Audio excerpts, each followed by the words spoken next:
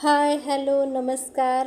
Arts and food vlog या चॅनलवर तुमचं स्वागत आहे. आणि मी गीतांजली आज तुम्हाला 2 गणपतीचे रांगोळ्या आणि 2 फ्लावरचे डिझाईन रांगोळी डिझाईन काढून दाखवणार आहे. तर तुम्ही बघा, ती मस्त ती काढायला सोपी आणि दिसायला एकदम आकर्षक आणि सुंदर असणार आहे ती. आणि मी काही कलर दिला नाही आहे, सगळा व्हाईट रांगोळीनेच केलेला आहे. जर तुम्ही ह्या रांगोळीमध्ये कलर वेगवेगळे शेडमध्ये भरले तर अगदी छान दिसणार आहे, अगदी सुंदर. तुम्हाला लोक विचारतील कशी काढली रांगोळी, किती सुंदर रांगोळी काढली, आमच्या पण दरवाजात काढून द्याल का, असं नक्कीच मला बोलतील. बघा तुम्ही काढून, मी पण बघूनच काढलेत. मी सगळ्या ज्या आवडतील त्या मी अगोदर बघितल्या आणि नंतर हा व्हिडिओ बनवला आहे. मला जमल्या म्हणून. तुम्हाला पण जमतात, तुम्हालाही जमू शकतात. मला जमतील तर तुम्हाला काय नाही जमणार? नक्कीच जमणार आहेत. एकदा तुम्ही प्रयत्न करा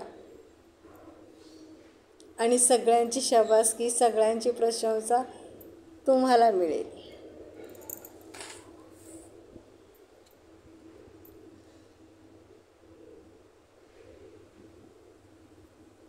गणपती तर एकदम सोप्या वेगवेगळ्या पद्धतीने भरपूर आहेत. आपल्याला जे आवडते ते काढायचं. मला हा सोपा वाटला इथे रांगोळीच्या वरती काढायला.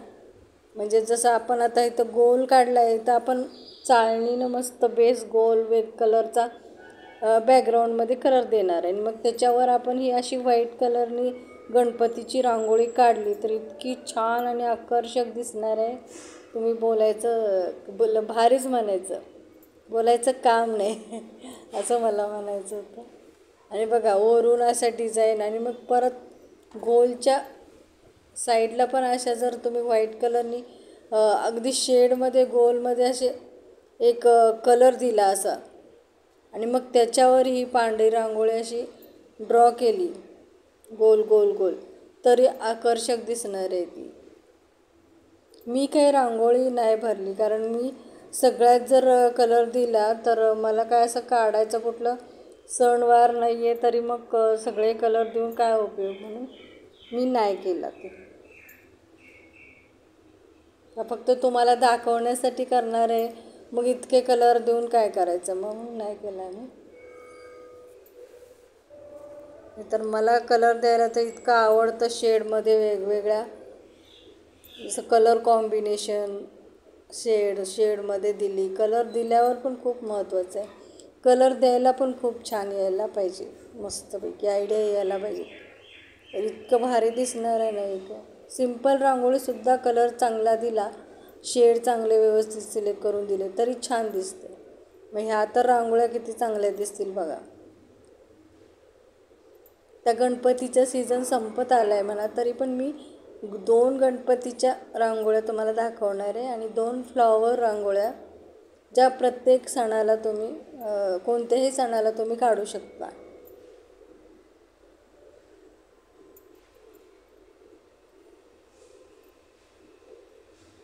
जर चॅनलवर तुम्ही नवीन असाल तर माझ्या चॅनलला सगळ्यात अगोदर सबस्क्राईब करा. म्हणजे काय, आत्ता तुम्ही व्हिडिओ पाहताय ना, त्याच्याखाली सबस्क्राईब असं तुम्हाला दिसेल डाव्या साईडला. तिथं फक्त तुम्हाला क्लिक करायचं आहे, दाबायचं आहे ते सबस्क्राईबवरती बोट, आणि झालं ना. त्यानंतर तुम्हाला एक बेलचं साईन दिसेल, त्याच्यावर पण क्लिक करायचं आहे तुम्हाला. झालं सबस्क्राईब. इतकं सोपं आहे. सबस्क्राईब का करायचं असतं, त्याच्याकडे काय पैसे लागतील का, असं तुम्हाला प्रश्न पडला असेल. पण तसा प्रश्न पडणारच, मलाही पडला असता.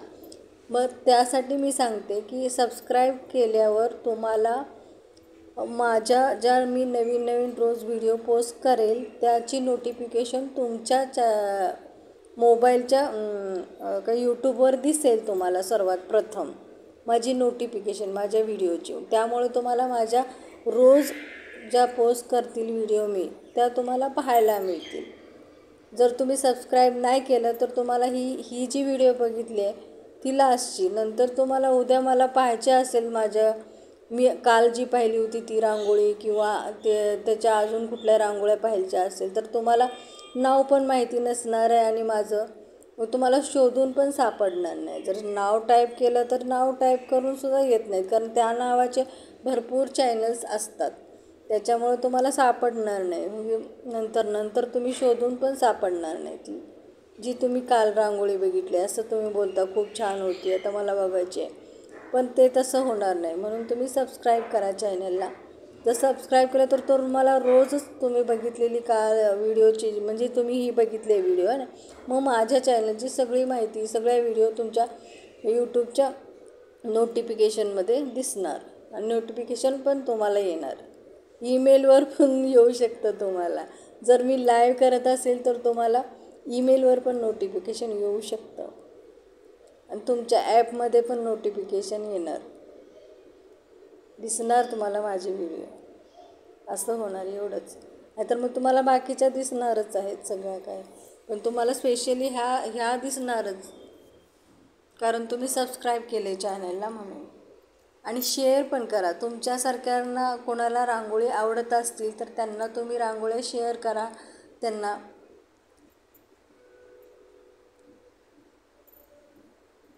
आणि कमेंट पण करा एक, आणि लाईक पण करा. लाईक करणे खूप गरजेचं आहे. खरं तुम्हाला ह्या रांगोळ्या आवडल्या की नाही हे नक्की समजायला पाहिजे. जर नाही आवडल्या तर तुम्हाला काय, आणखीन चांगल्या काढण्याचा प्रयत्न करेन मी. आवडल्या तर ठीक आहे, अजून मला प्रोत्साहन मिळेल छान, की तुमची सोबत आहे, तुम्ही किंग मेकर बनताय, की तुम्ही कोणाला तरी प्रोत्साहन करताय. मी पण एखादी व्हिडिओ यूट्यूबवर बघितली तर मला आवडली तर मला एक कमेंट आणि एक लाईक नक्कीच करते मी. आणि खूपच आवडली असेल, मला रोज व्हिडिओ पाहिजेल असतील या बघायला, तर सबस्क्राईब करते.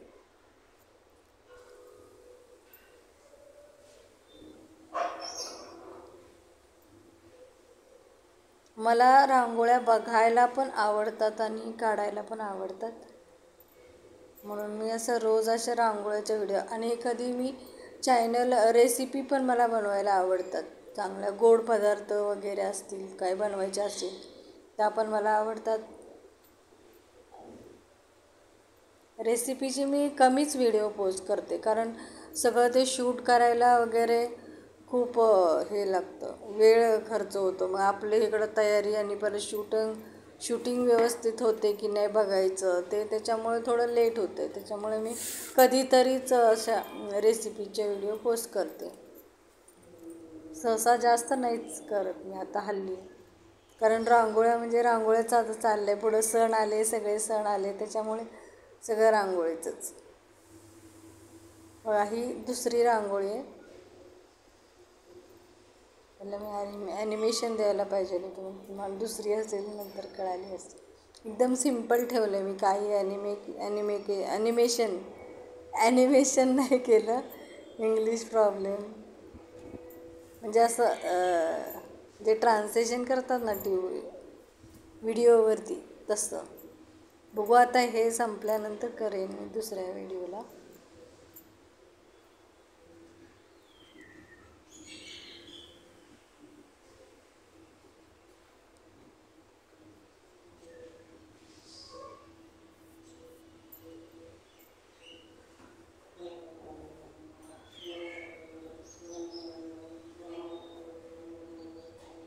माझ्या दुसऱ्या पण चांगल्या व्हिडिओ आहेत रांगोळीच्या, त्या पण तुम्ही प्लेलिस्टमध्ये जाऊन बघू शकता. जसं माझा जो प्रोफाईल आहे ना, फोटो खाली तुम्हाला दिसतं, त्याच्यावर क्लिक केलं तर तुम्ही सरळ माझ्या चॅनलवरती जाल. त्याच्यामध्ये तुम्हाला व्हिडिओ, शॉर्ट्स आणि लाईव्ह आणि प्लेलिस्ट असे ऑप्शन दिसतील तुम्हाला. मग प्लेलिस्टमध्ये गेला तर तुम्हाला वेगवेगळ्या कॅटेगरीमध्ये व्हिडिओ पाहायला मिळतील. जर तुम्हाला रांगोळीची बघायची असेल तर रांगोळीची नावाची एक प्लेलिस्ट बनवली मी. नंतर तुम्हाला रेसिपीचं बघायचं असेल तर रेसिपीची एक प्लेलिस्ट आहे. आणि माझे व्लॉग बघायचे असतील, तर व्लॉगसाठी पण एक प्लेलिस्ट आहे. त्याच्यावरती क्लिक केलं की तुम्हाला माझे व्लॉग सगळे व्हिडिओ दिसतील. शॉर्टचे, लाईव्हचे वेगवेगळ्या असतात, तिथे ऑप्शन आहे. जर तुम्ही चॅनलवर व्हिजिट केलात तर तुम्हाला हे सगळे ऑप्शन दिसतील. प्रोफाईल माझा गोल तुम्हाला राईट हँडला दिसेल खालच्या साईडला, त्याच्यावरती क्लिक करा म्हणजे तुम्ही चॅनलवरती पोहोचाल माझ्या.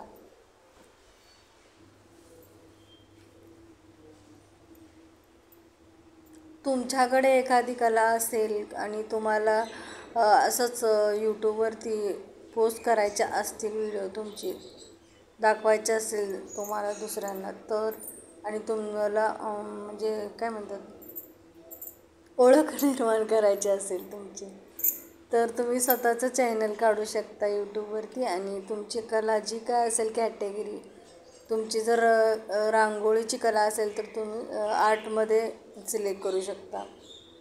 गायन असेल तर ह्याच्यामध्ये एंटरटेनमेंटमध्ये, कॉमेडी व्हिडिओ पोस्ट करणार असाल तर कॉमेडीची वेगळी, असं सिलेक्ट करून एक कुठली तरी कॅटेगरी पकडून तुम्ही पोस्ट करू शकता. असं नाही की दुसऱ्या कॅटेगरीची तुमच्या चॅनलवर अजिबात तुम्ही पोस्टच करू शकत नाही. 8 दिवसातून एकदा दोनदा तुम्ही दुसऱ्या कॅटेगरी वरती पोस्ट करू शकता. आपल्या स्वतःचं काहीतरी इव्हेंट वगैरे काय जे असेल ते वेगळ्या कॅटेगरीचं. पण एक जास्तीत जास्त व्हिडिओ कोणत्या कॅटेगरीच्या असल्या पाहिजे अशी एक ठेवायची थीम, आणि मग नंतर अधूनमधून अशा वेगळ्या कॅटेगरीच्या व्हिडिओ पोस्ट करायच्या. पण तुमची थीम कोणती आहे, म्हणजे सगळ्यात जास्त व्हिडिओ कोणत्या कॅटेगरीची, ती आपली मेन कॅटेगरी असते.